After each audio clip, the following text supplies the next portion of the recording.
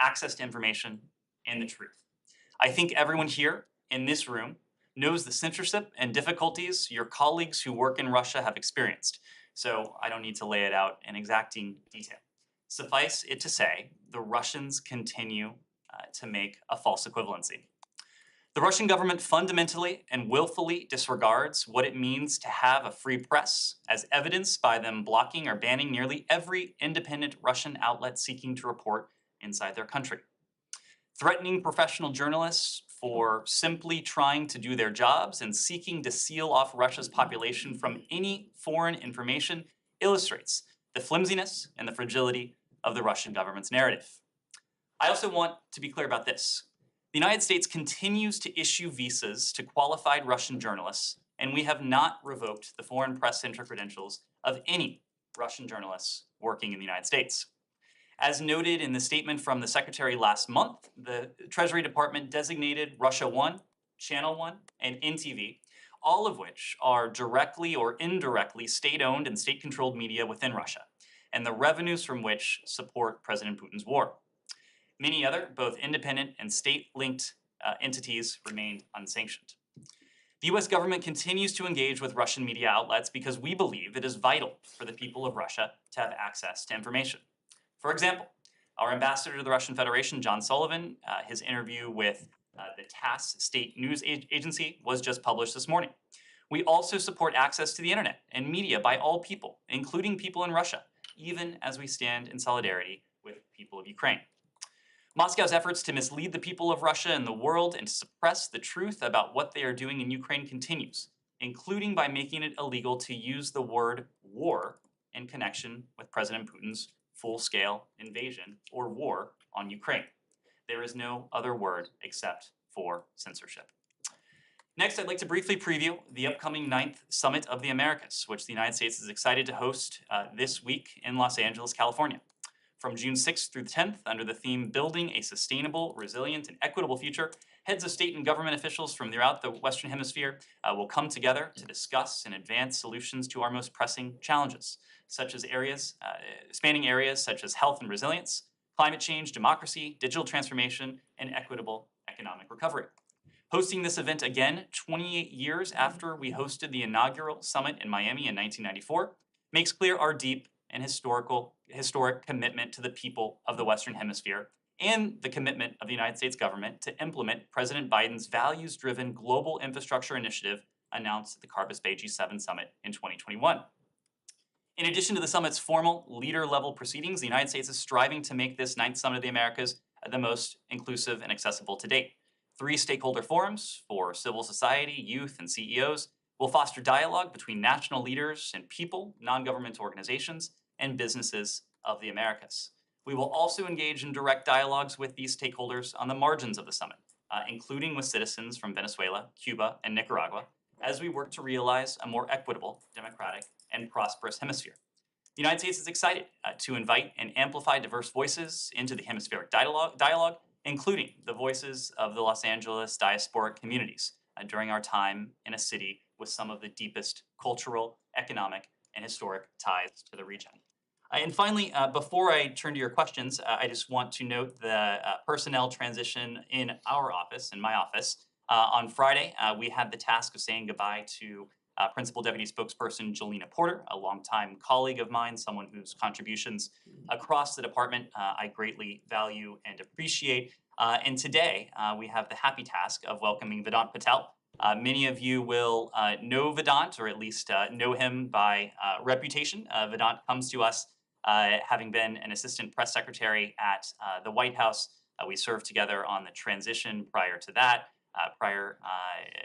Previously, Vedant has also worked on the Hill as well. I'm confident all of you will enjoy working with Vedant and will be sure to arrange introductions as appropriate in the coming days. So with that, happy to turn to your questions.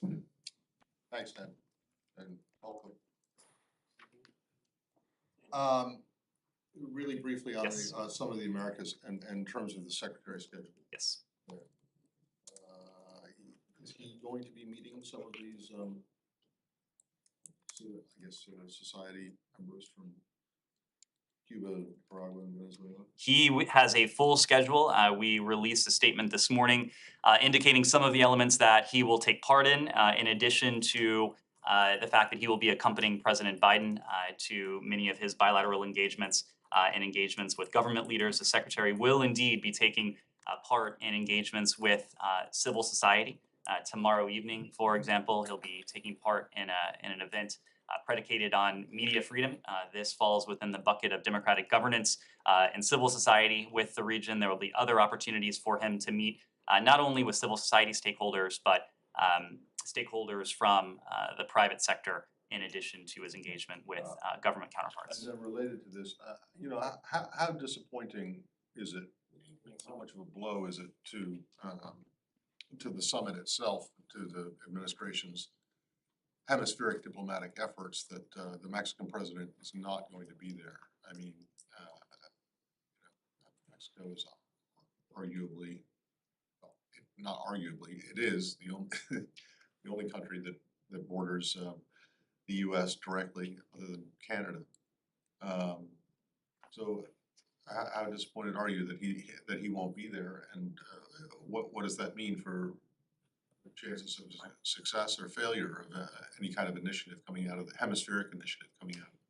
Well, as we said, this is a summit that will bring together thousands of individuals, both government officials and private citizens, as well as representatives of the private sector from across the hemisphere. Of course, Mexico is an important hemispheric player. We are very gratified that the Secretary's counterpart, Foreign Secretary Ebrard, will be in attendance. We will have a number of opportunities to engage with our Mexican counterparts in the context of the summit this week, and we look forward to those engagements. Right, but it's a summit.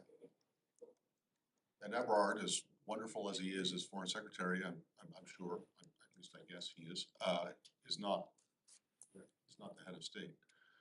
So isn't it a disappointment? Well, having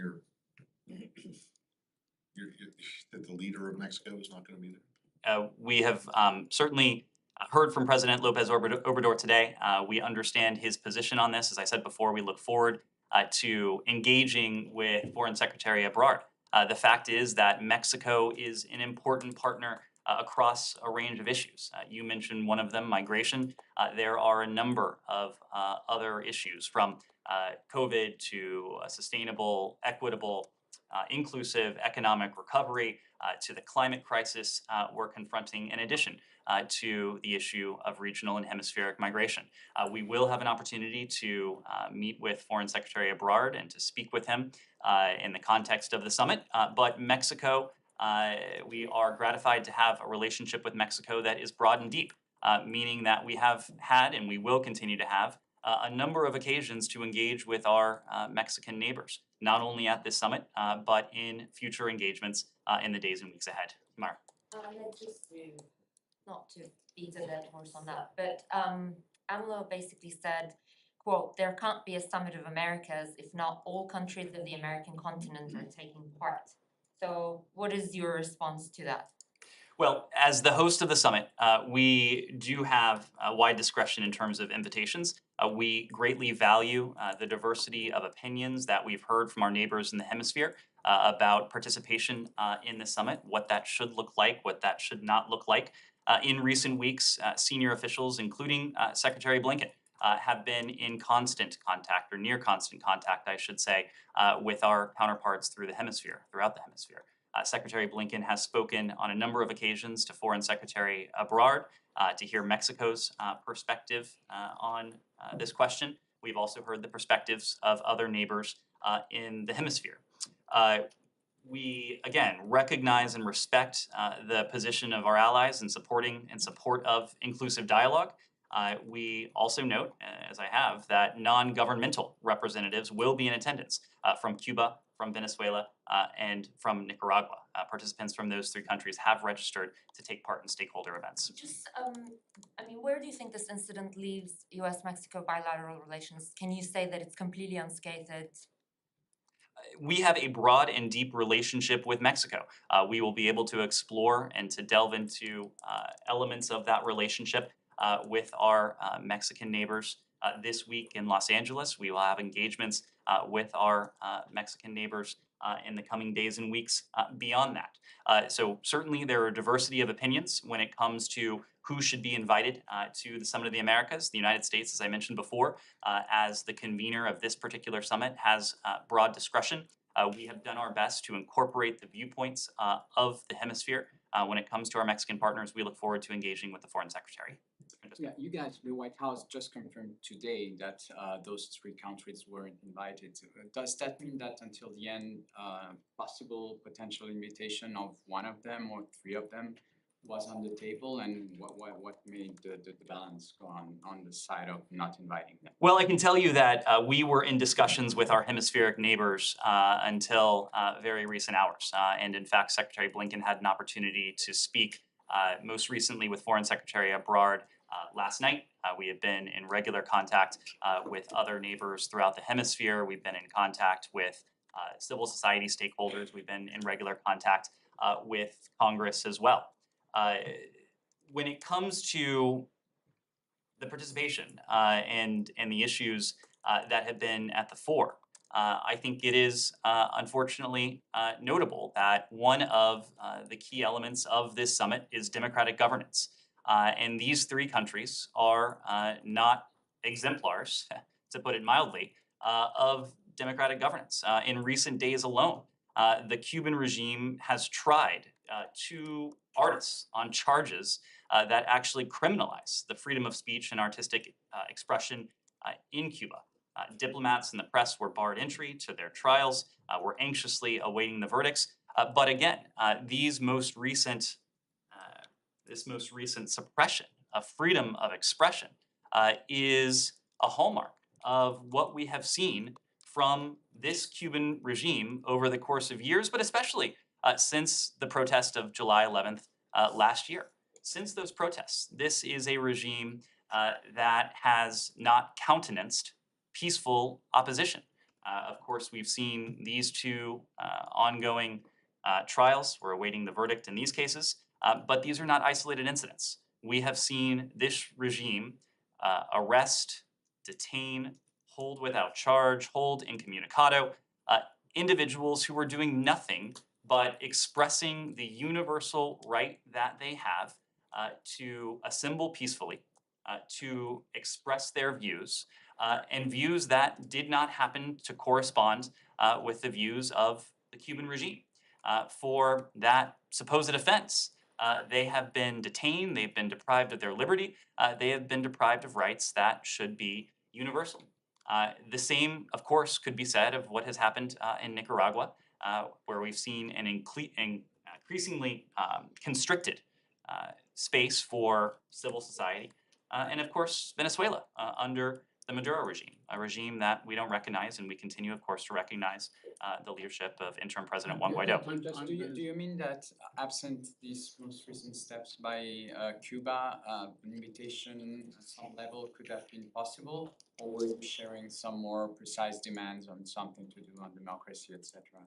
I'm not saying that. I am saying that the challenges that these three regimes pose to some of the central tenets of the Summit of the Americas that is to be held this week, those challenges were just insurmountable when you talk about bringing together a summit where democratic governance, democratic values is on the agenda.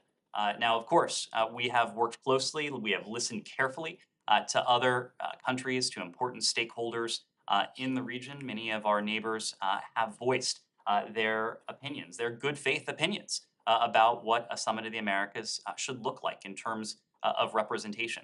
We will continue to have an opportunity to discuss the issues that are at the heart of this summit with those partners, and we'll have an opportunity to discuss the issues that are at the heart of the summit with civil society representatives, including the civil society representatives that will be in attendance, or at least that have registered from these three countries, Cuba, Venezuela, and Nicaragua. Said. Thank you. Very good question. Will Guaido be represented? Will he attend? Will he be represented? We expect that representatives of the interim government of Juan Guaido will participate in the summit. Yes. Just one final thing. You certainly cannot wish these countries away. You've had some sort of animosity with Cuba 60 years and so on. You cannot just wish them away. Why not include them in these discussions? I asked you this on panel the other day. I mean, you don't want just the countries that you agree with, you want countries that you disagree with. Well, Saeed, our policy towards each of these countries, Nicaragua, Venezuela, and Cuba, is predicated on one thing, and that is furthering or advancing the democratic aspirations of the Cuban people, the Venezuelan people, and the Nicaraguan people. Of course, we can't just wish the challenges, the profound challenges to democratic governance away in any of these three countries. That is not what we have done. But as I said before, in recent weeks, in at least one of these cases, and in all three in one way or another, the challenge to democratic governance has only been underlined by the actions of these regimes. When it comes to our approach to all three countries, we have taken steps, including steps in recent weeks with at least a couple of these countries, that, at least in our estimation, seek to advance the democratic aspirations, the aspirations of these three people to live in a more freer, more open society. We have taken concrete steps. We will continue to do what we can to advance the cause of liberty, to advance the cause of democracy that these three peoples so desire. Kylie, We go to Russia unless. anything else on the summit? Sure. I'll take two quick summit questions. Sure. My question is foreign policy advisor to the president of Azerbaijan, Hikmet Aliyev. We'll come to other regions in a moment. Anything else on the Summit of the Americas? All right, let's go. Sorry, Okay. Kylie. And then we'll come back. Just back to your opener then, I'm just wondering if you can explain to us if there will be any cost for Russia if they do in fact kick out these Western journalists that they are now threatening, and if the State Department found out about these retaliatory steps that they are considering directly, or if we found out about them in the same way that the journalist did from the Kremlin. My understanding is that we found out the same way all of you did when your colleagues were summoned to the Ministry of Foreign Affairs and essentially read a riot act that was a litany of false equivalents. Look, Russia has already suffered devastating reputational costs. And of course, any effort to further suppress or constrict the ability of independent journalists to operate freely inside Russia will incur further reputational costs for Moscow, as if those costs needed to be underlined any further. But I think what we've seen is that regardless of the steps that Russia attempts to take, their efforts to fully suppress, to fully clamp down on truthful information those efforts are going to be futile. And we have already seen that. We have seen even senior Russian government officials express and air their grievances, their profound disagreements with the policy choices of the Kremlin, most notably the choice that the Kremlin has taken to wage a brutal war against Ukraine, to air those disagreements publicly. In the earliest days of this war of choice, this unjustified war, we saw thousands, tens of thousands of individuals across dozens of Russian cities peacefully take to the streets. Many of them were detained, many of them were arrested for doing nothing more than, again, exercising what should be the universal right to freedom of assembly. And so the point is that even as Russia tries to put forward these false arguments, these lies, to justify what is a clear and apparent effort to intimidate independent journalists, Russia will not be able to fully suppress the dissent, even within their own system, to this brutal war against Ukraine. There could be no means of doing that because we know that opposition to this conflict is so widespread, even inside of Russia, where unfortunately the Russian people are fed a steady diet of lies and propaganda and disinformation. But even the Kremlin's efforts to clamp down on the organs of information and even their efforts to intimidate reporters have failed. And information continues to make its way through what is undoubtedly a very constricted information environment. And just Yeah, a can I quick follow up on question, that? do you know what prompted this? I mean, obviously, we've seen them increasingly clamp down on news outlets and good information, but was there a specific incident? Do you think it's the sanctions from May that you guys put onto three, Russian-controlled news agencies? Do you have any idea?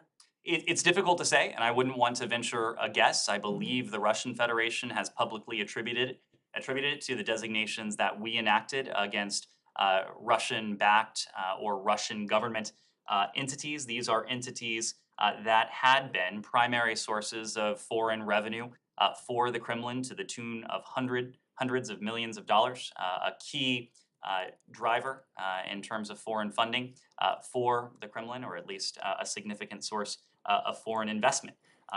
Of course, in justifying what is unjustifiable, because it is nothing more than an attempt to intimidate independent journalists.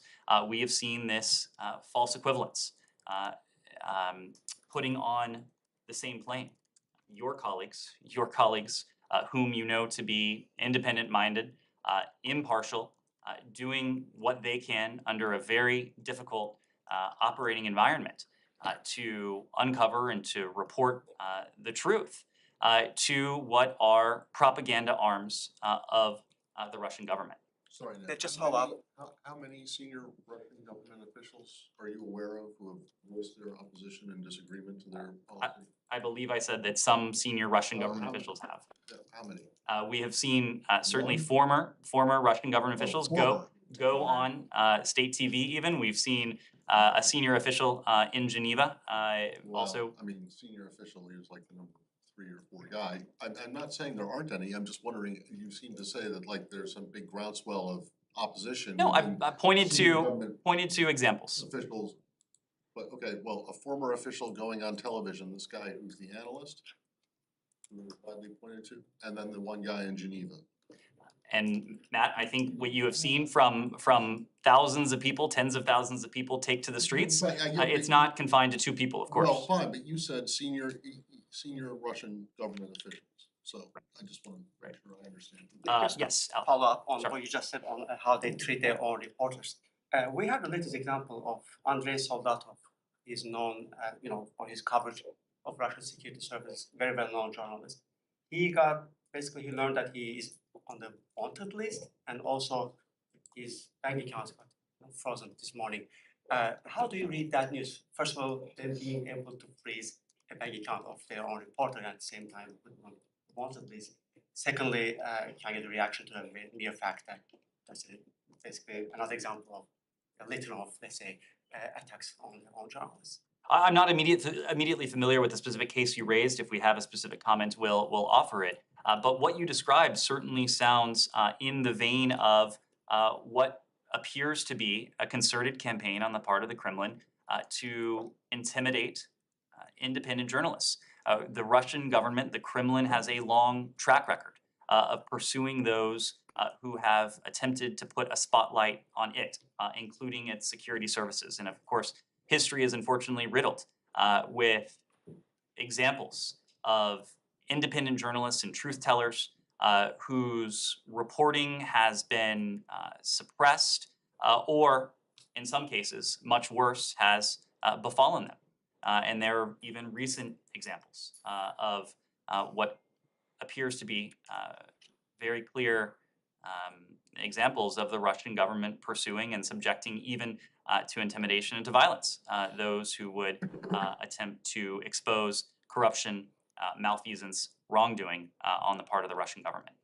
Anything? Yes. On Russia still. Yes. So how does the US view Russia's renewed bombing of Kyiv? Is this President Putin sending a message to the West about the arms that it's sending to Ukraine now in order to return to a broader military objective in the Donbass? And does the renewed bombing campaign of Kyiv change operations at Embassy Kyiv at all? Well, there have been a number of examples of Russia's brutality where we have had to question whether there was any military objective undergirding it or whether it was just an attempt to terrorize the population of Ukraine, including the civilian population of Ukraine, and targeting sites on the outskirts of Ukraine could clearly fall into that category.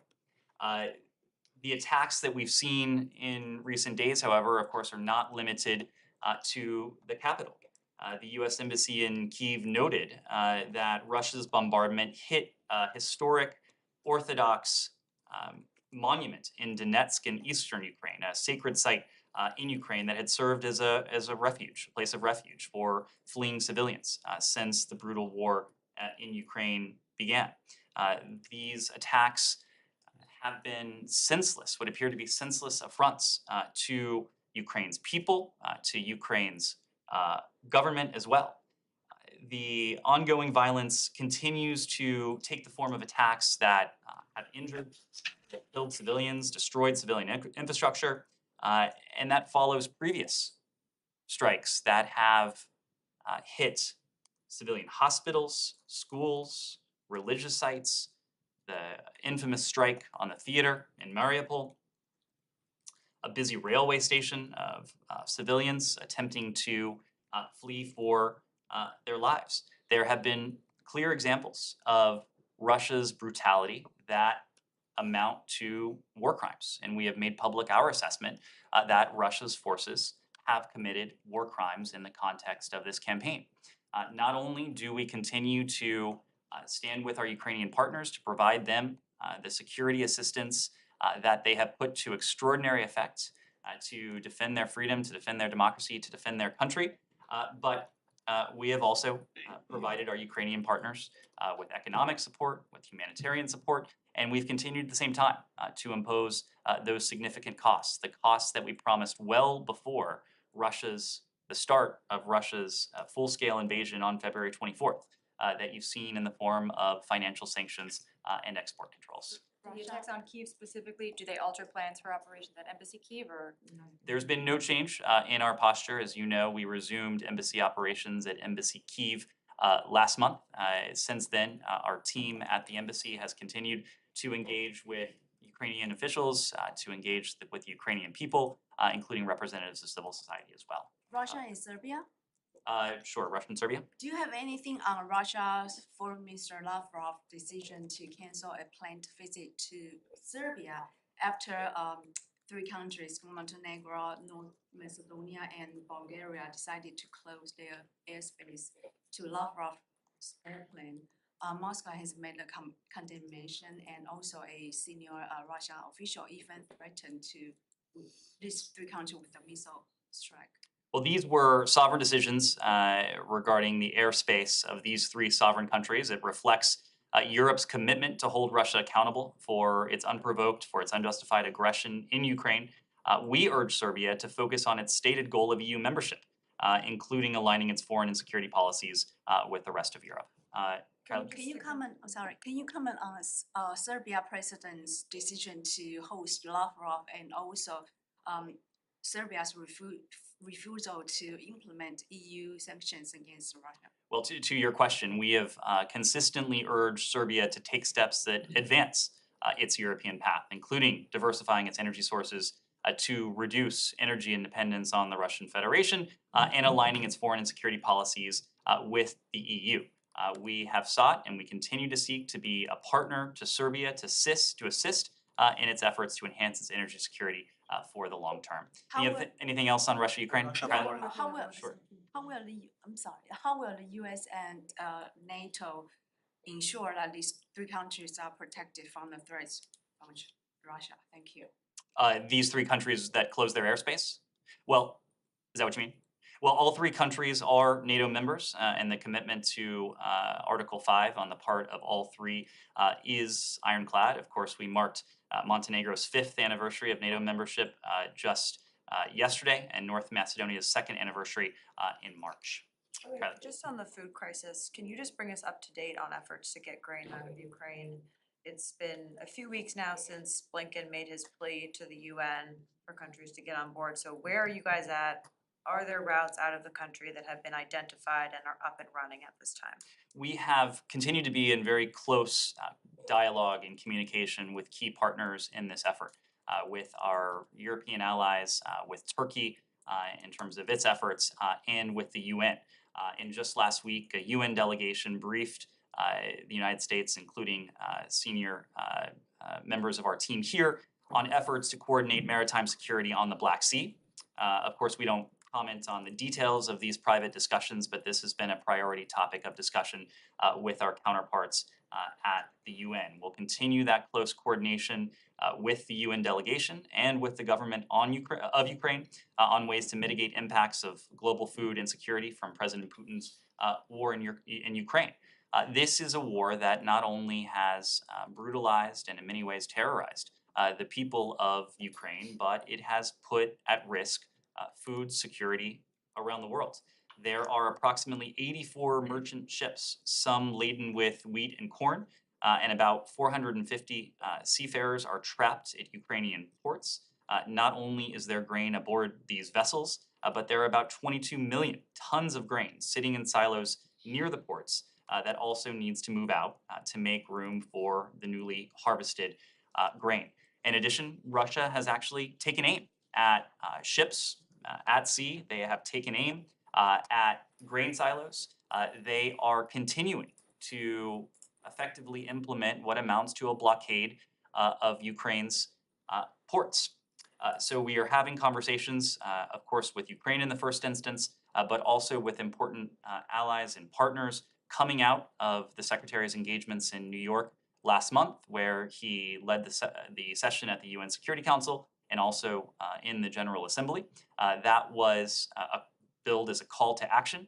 We feel that we were successful in bringing together much of the world to focus on this problem. The challenge is now clearly in sight, and we are working closely with countries in the region to help to facilitate the export of Ukraine's grain and other foodstuffs, but we're also working with countries who have been impacted by Russia's blockading of the ports, Russia's targeting of vessels containing wheat and other foodstuffs. We'll continue to keep the focus on this. Jen. Estimation for when that dialogue will lead to movement of the grain?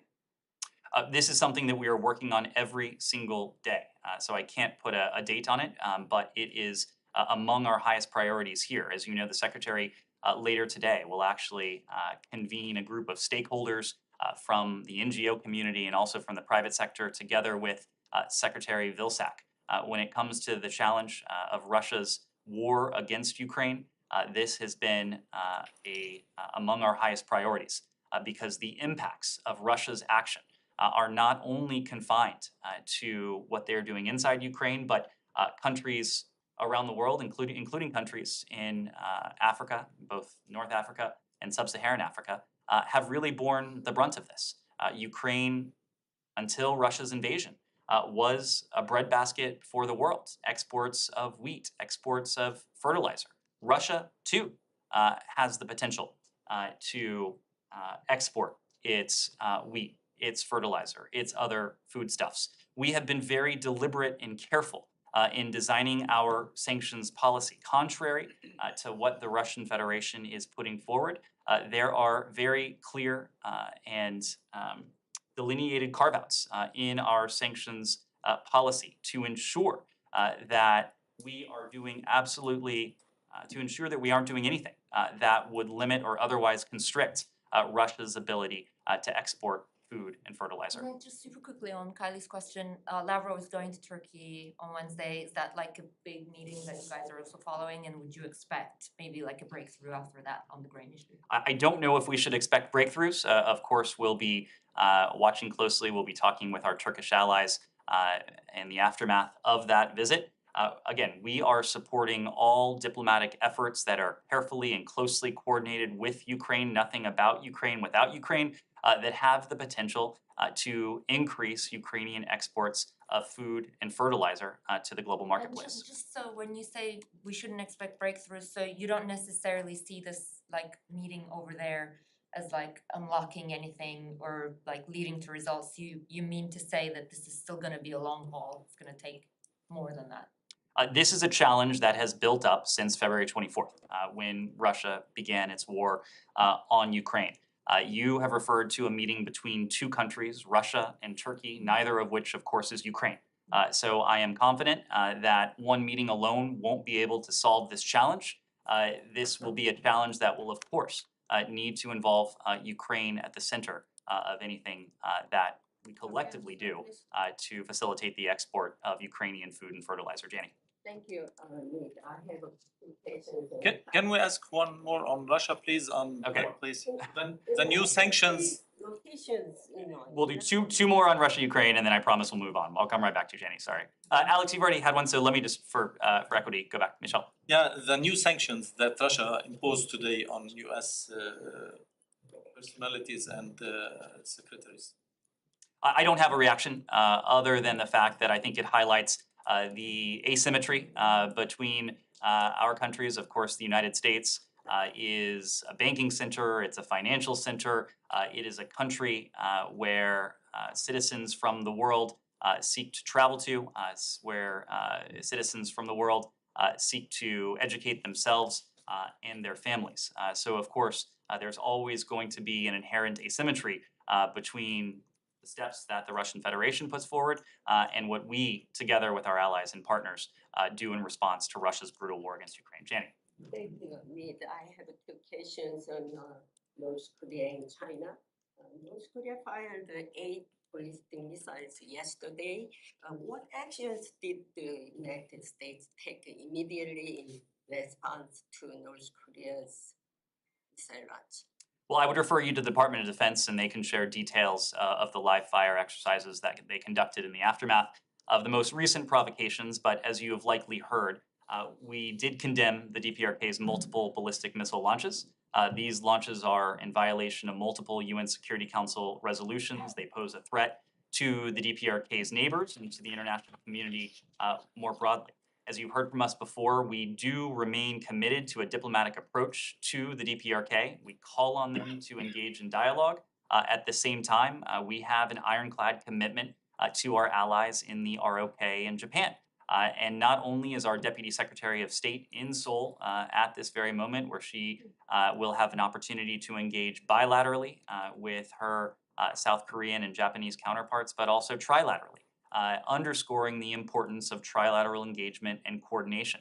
It also happens that our special envoy for the DPRK, Sung Kim, is also in South Korea, and he too has been in touch with his trilateral counterparts, his South Korean, his Japanese counterparts. He was in immediate or near immediate contact with them in the aftermath of the most recent provocations. That coordination will continue, but just as importantly, that shared resolve to confront this challenge and to find ways to advance what is our overarching objective, the complete denuclearization of the Korean Peninsula, that will remain front and center in our trilateral agenda. But China said, China noted that North Korea fires missiles because the United States did not engage in dialogue with North Korea.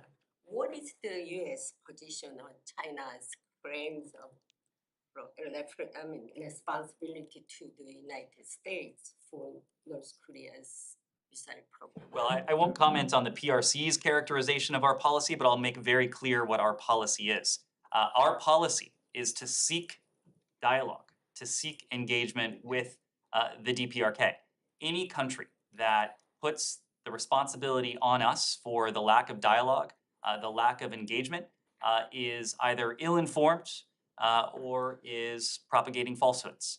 And the fact is that we have made clear for months now, since the earliest days of this administration, that we believe that diplomacy and dialogue provides the most effective means by which to promote our shared objective, a shared objective that emanated from a comprehensive policy review that we conducted last year, where we determined that our goal, a goal we now share with our trilateral allies, is the complete denuclearization of the DPRK.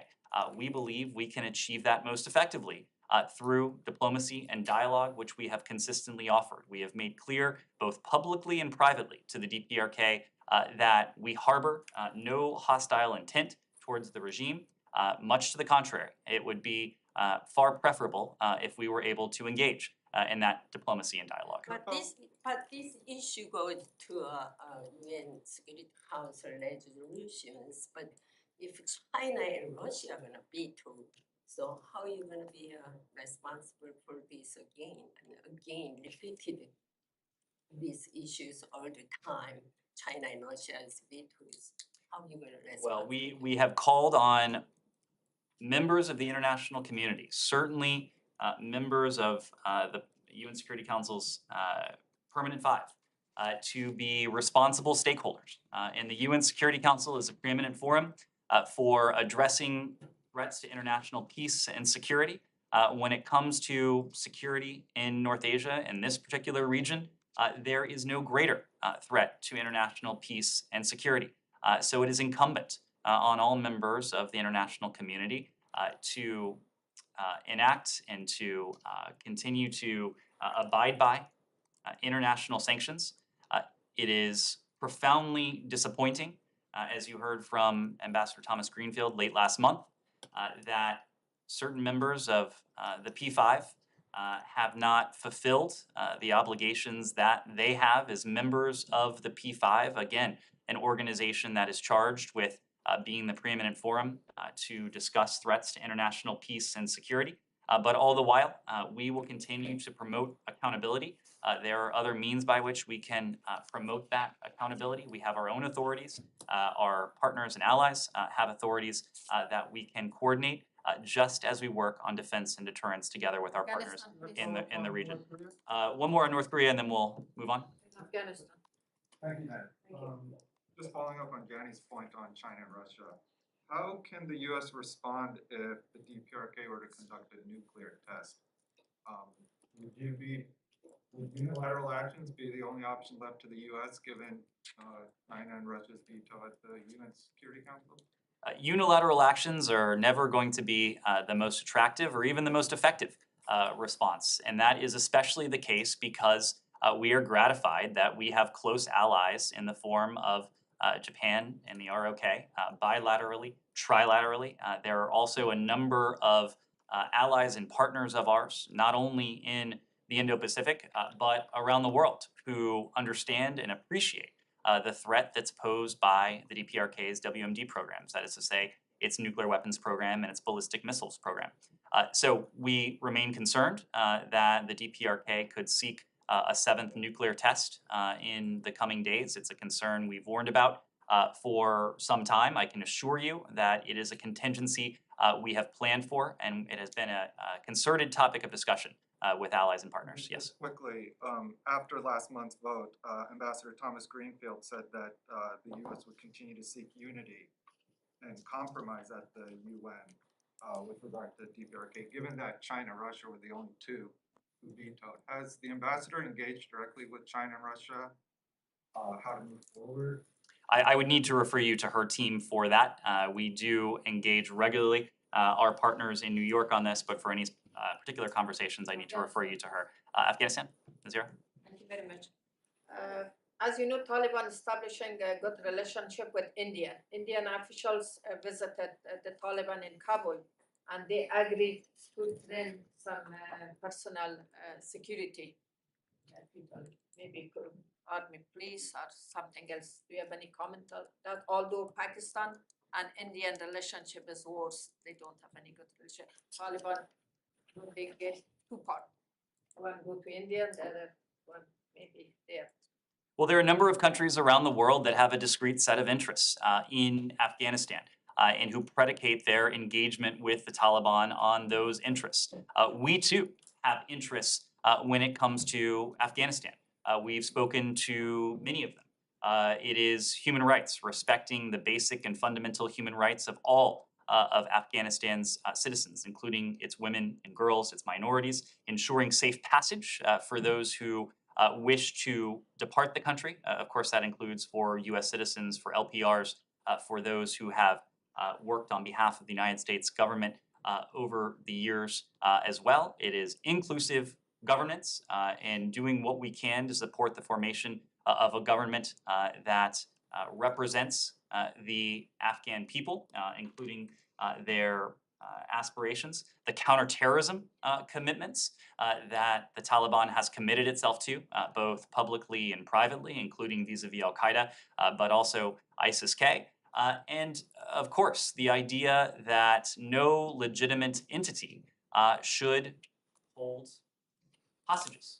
And in the case of Afghanistan, Mark Frerichs continues to be on our mind. We've made very clear that for our relationship to improve whatsoever with the Taliban, we'll be looking very carefully at their actions towards Mark Frerichs, who has been in custody for far too long. India, similarly, has a set of interests when it comes to the Taliban. Different countries will engage with the Taliban in different ways. We have a team on the ground in Doha that is responsible for, as appropriate, engaging with the Taliban on our set of interests, just as other countries do. Yes, let me move around. Yes, sir. Foreign policy advisor to the President of Azerbaijan, Hikmet Aliyev, scheduled to meet with Assistant Secretary of State Karen Donfried at the State Department. What issues will be discussed? Well, as you alluded to, Assistant Secretary Don Fried will meet with the Foreign Policy Advisor Hajiev in Washington today.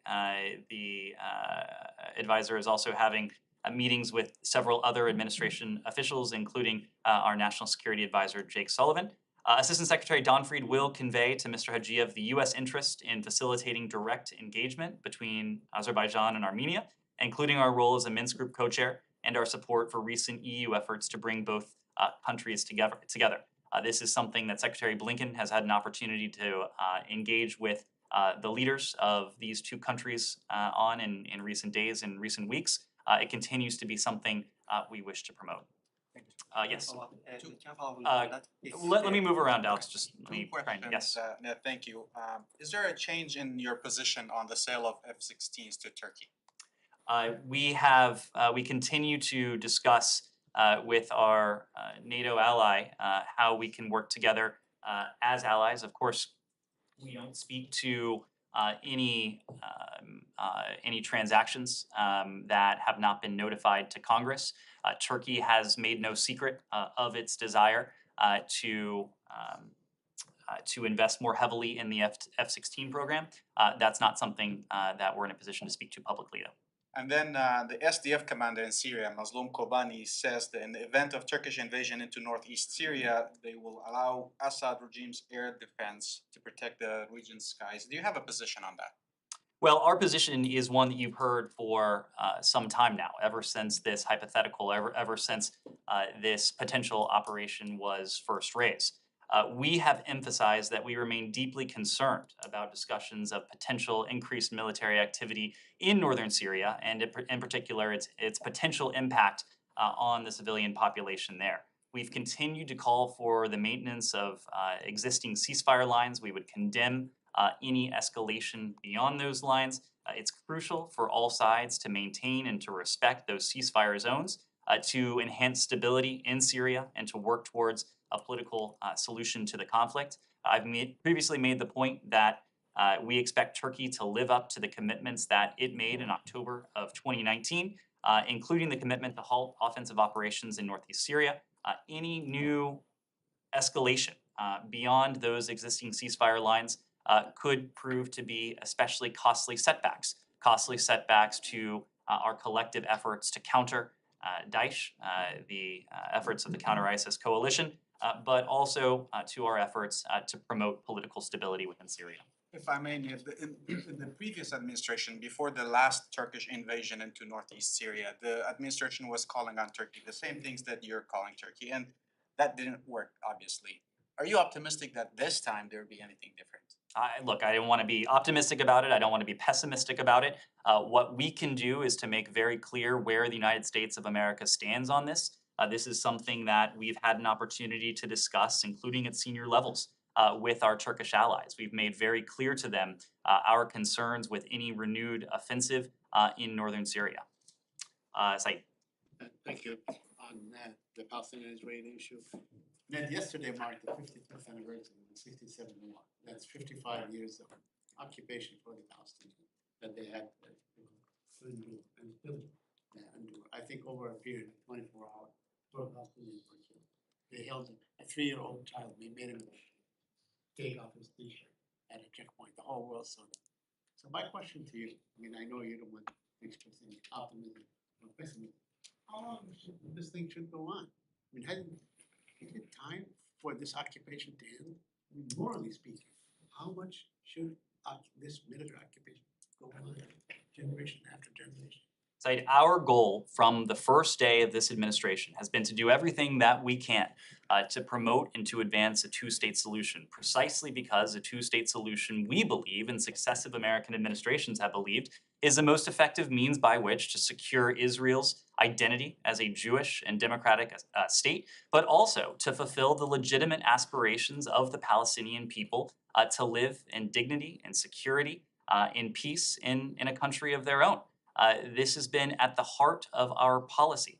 We have spoken out against steps that have the potential to be setbacks towards the prospect of a two-state solution. So can you tell us at least one thing that you have done to bring this solution, this two-state solution, a bit closer in the last 6 months? Said, we've also been clear that we are not on the cusp, unfortunately, of a two-state solution. We're likely not even on the cusp of direct negotiations between Israelis and Palestinians to discuss the contours of a two-state solution. Our goal since the very start has been to set the stage to create an environment in which diplomacy, including diplomacy between Israelis and Palestinians, is more likely to be effective. And I can point to a number of steps that we have taken, including the resumption of humanitarian funding for the Palestinian people, including the resumption of contact between the United States and the Palestinian leadership. That is something that unfortunately had taken a hit in the last administration. We think it was profoundly counterproductive to the prospects of stability in the region, to the prospects ultimately of a two-state solution.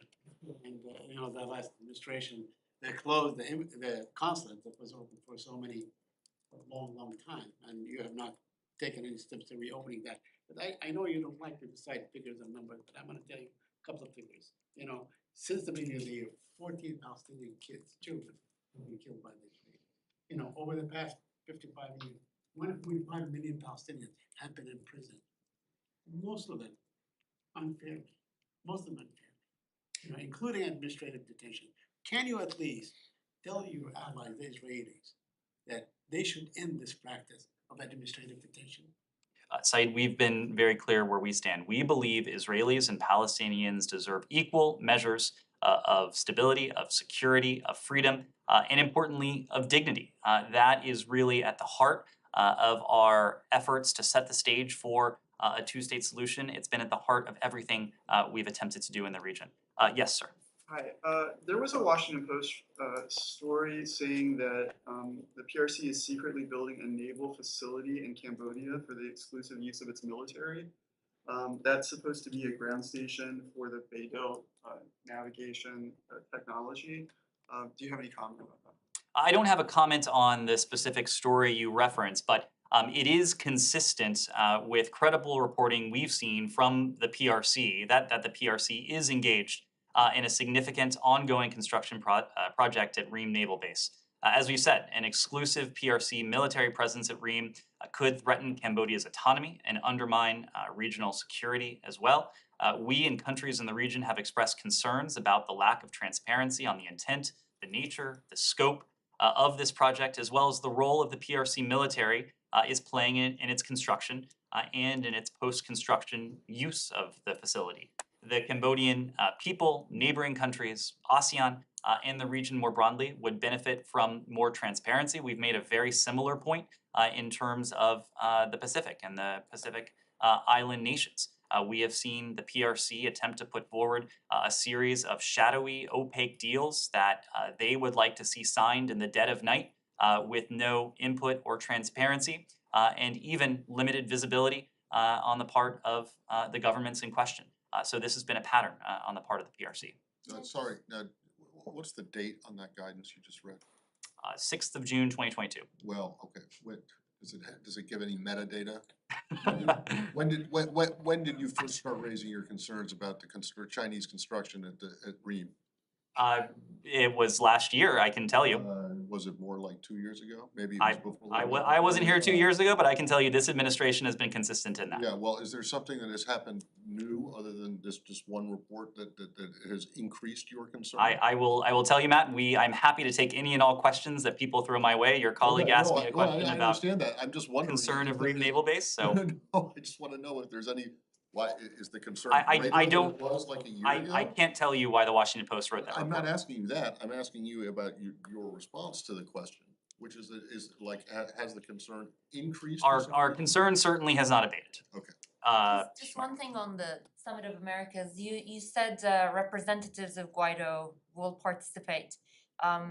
So you guys don't expect him to show up? We will have more details on the mechanics and the specifics of participation, I am Yes, sure. but in I the mean, is coming he days. coming or not? We will have more details on all of that as the week unfolds. Are these representatives participating in person or virtually? It's a different way of asking the same question, and I will give you the same answer. Are the participants coming in person we or will- are they I- gonna be in a laptop screen? I can understand the interest you have in this, and we will have Yes, it's tomorrow. answers for you throughout the course of the week. Yes. Ahead of the Security Council vote on cross-border operations for Syria next month, how concerned is the US that Russia will dismantle what remains of that cross-border mechanism? And is there any dialogue with the Russians at the UN right now on this? So I would need to refer you to my colleagues at the UN to speak to their engagement on this. But as you know, Linda Thomas Greenfield was just in the region late last week. She went there to put a spotlight on the indispensability of this remaining border crossing. It is a border crossing that facilitates much needed, desperately needed humanitarian support for the Syrian people. We, United States, believes, and many of our allies and partners around the world believe that we should not allow the profound differences we have with Russia or any other country to stand in the way of humanitarian assistance to make it to the people of Syria. This is not something that should be treated as a bargaining chip. This is not something that should be used for political favor or advantage. This is about lives. This is about livelihoods. This is about the ability of millions of Syrians who are at grave risk of food insecurity to continue to subsist and to live. And just to follow up, how would you describe contingency planning for if they succeed in? Our focus right now is on a reauthorization of the border crossing. I wouldn't want to get into contingency planning. Yes. Just a more general question on nuclear threats, because the IAEA chief pointed to evidence that both North Korea and Iran are making great strides in this arena. Now, you've outlined the administration's strategy for diplomacy, but taken as a whole, is any of this a wake-up call that it's time maybe for a recalibration? For a recalibration of your strategy. Of our strategy towards the DPRK proliferation. and Iran. Look, we have a strategy towards both countries. Obviously, they're very different countries entailing very different strategies. When it comes to the DPRK, we've already talked about this to some extent during the briefing. Our objective is to see the complete denuclearization of the Korean Peninsula. We believe we can achieve that most effectively through dialogue and diplomacy. We are doing what we can to signal very clearly to the DPRK regime that we are ready, willing, and able to engage in that dialogue and diplomacy. Now, it is no secret, as we've already talked about in the course of this briefing, that the DPRK appears to be in a period of provocation. This has tended to be cyclical. We've seen periods of provocations. We've seen periods of engagement. It is very clear at the moment that we are in the former. We are doing what we can to give way to a period that is marked more by the latter. When it comes to Iran, look, the unfortunate reality is that Iran's nuclear program was in a box. It was in a confined box until May of 2018, when the decision was made on the part of the previous administration to essentially give Iran a get out of nuclear jail free card. And since then, Iran has been in a position to advance its nuclear program in ways that would have been prohibited under the JCPOA, and to do so in a context where we have not had the stringent verification and monitoring regime that the JCPOA affords us.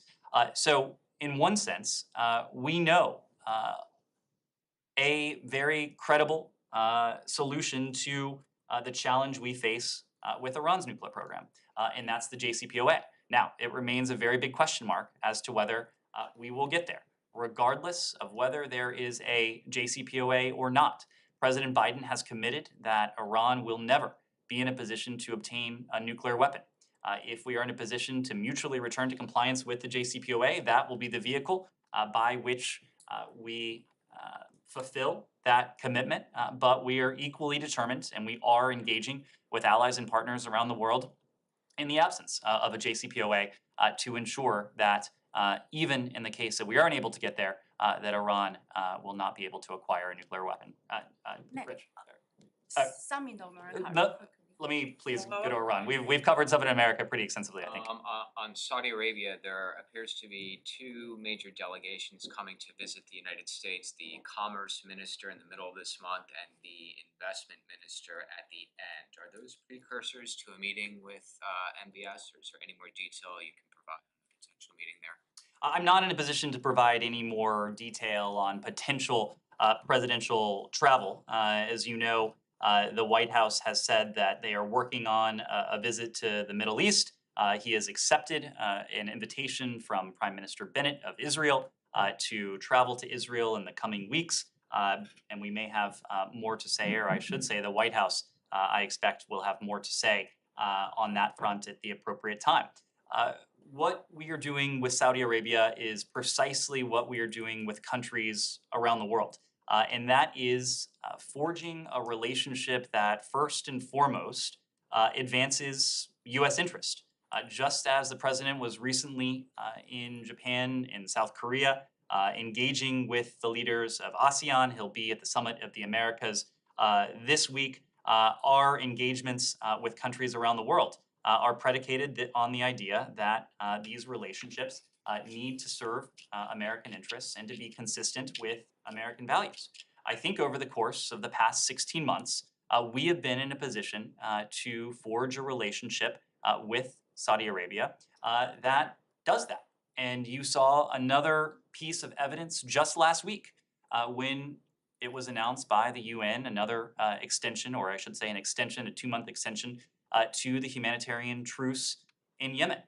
This, of course, would not have been possible without the tireless efforts of Special Envoy Linda King under the direction of Secretary Blinken and President Biden, but of course the UN Special Envoy Hans Grunberg, but also the support of our Saudi partners.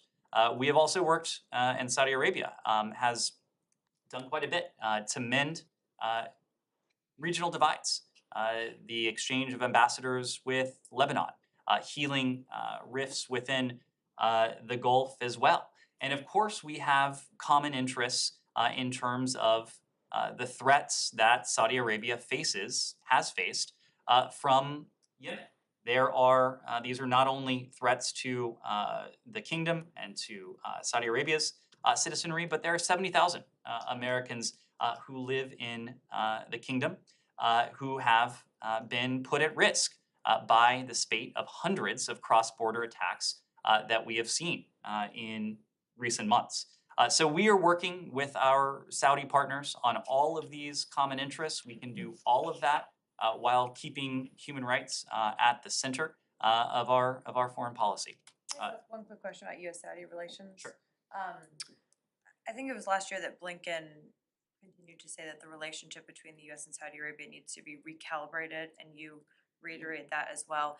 Has that process of recalibration concluded, or are you guys still in the process of recalibrating the relationship? Well, in some ways, our relationships with countries around the world is like our efforts here at home. We're always striving for a more perfect union. We're always striving for a more perfect relationship. The same could be true of countries around the world. I think what we've seen over the course of the past 16 months with our Saudi partners compared to where we were in January of last year to where we are now, just a few days after the humanitarian truce was extended in Yemen, speaks to the progress that we've seen. It's a relationship that is now on steady footing. It's a relationship that allows us to advance, to protect, to promote our interests, just as we have continued to put values we share with countries around the world front and center in that. So it's on more steady footing now than it was last year at this time. I think that is safe to say. Yes, sir. On Taiwan, Taiwan's opposition party leader, Eric Chu, is in Washington right now. Is there any plan the State Department official will meet him here in the State Department? I am not aware of any planned meetings, but we will let you know if we have anything to read out. Yes. Going back to Iran, now that the first day of the IAEA Board of Governors meeting has opened, I guess you can talk more about the report on Iran. The Director General said that Iran has a considerable amount of enriched uranium, and it could be only weeks before it could have enough fissile material for a bomb. Is that the same timeline you're looking at, the Biden administration is looking at for calling it quits with the negotiations, should Iran not do anything to revive the We talks? share a great deal of information with the IAEA. We have full faith and confidence in the IAEA. The assessment that you heard from the Director General today is largely consistent with our own assessments. The fact is that when the JCPOA was implemented, when it was fully in effect, the breakout time was about 12 months, was about a year. In the course of the past 2 years, that breakout time, or I should say since May of 2018, I suppose that's 3 years now, 4 years now, that breakout time has dwindled significantly. We are now no longer talking about months, unfortunately, but we are talking about weeks or less. The time frame for potentially mutually resuming compliance with the JCPOA, again, isn't based on a date on the wall. It is not based on whether it's a week or a month from now. It is based on assessments that are ever evolving. These assessments are updated based on every piece of relevant information.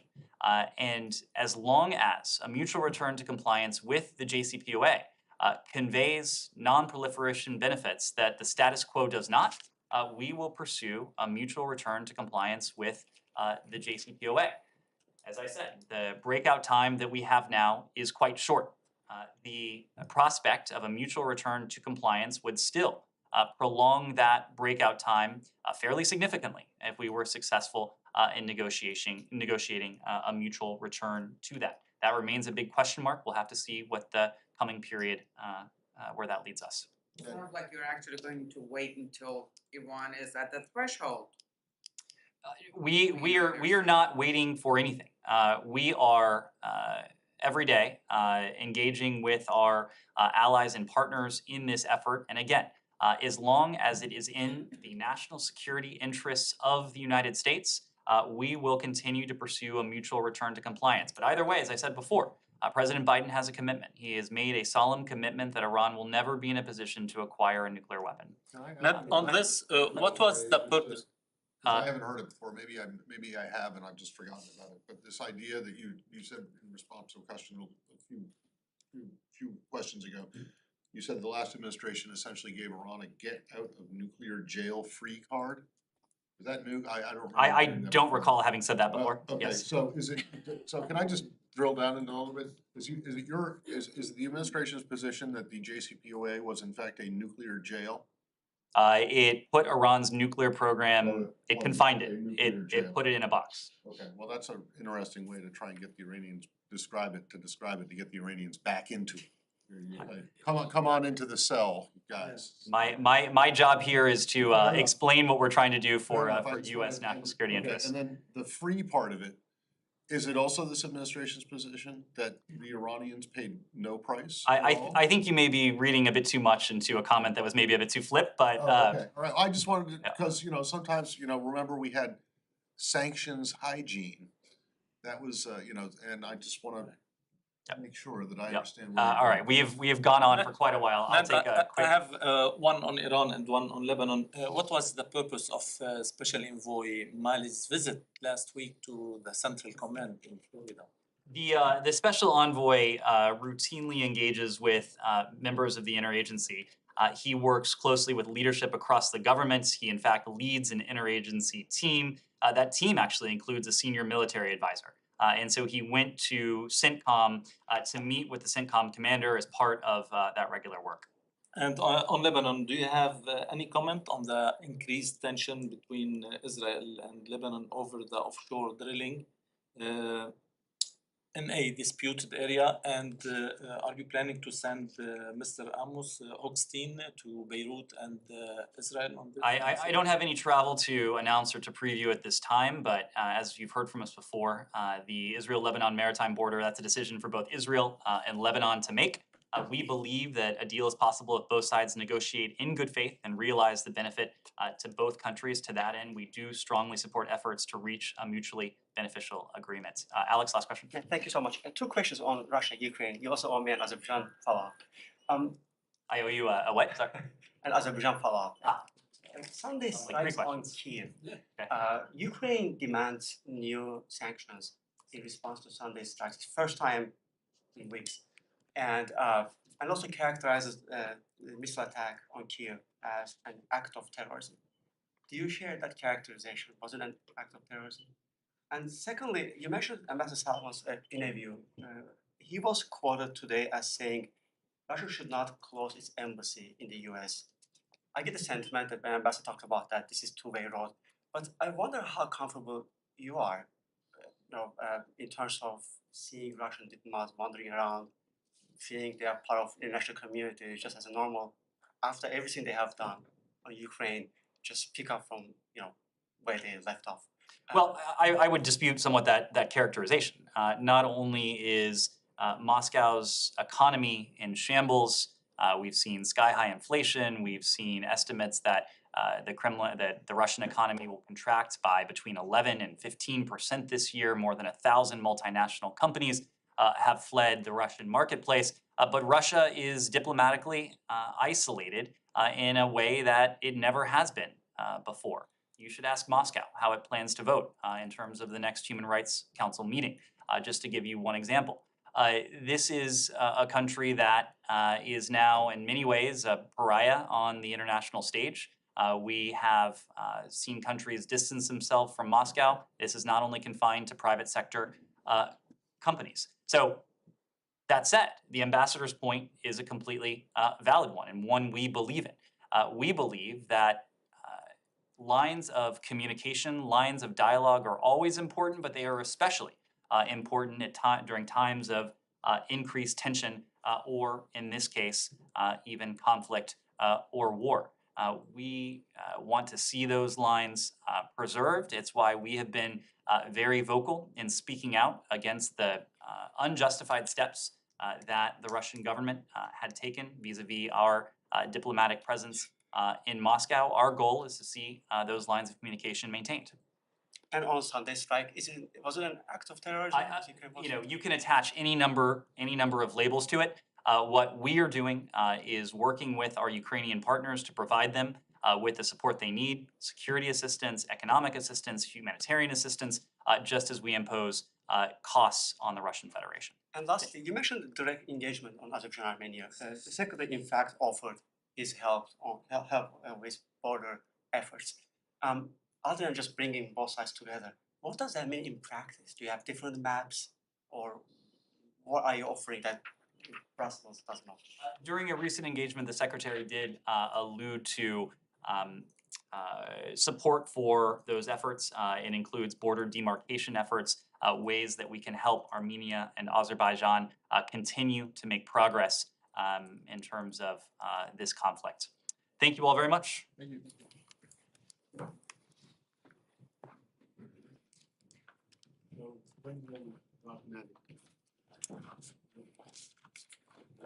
Didn't you just go to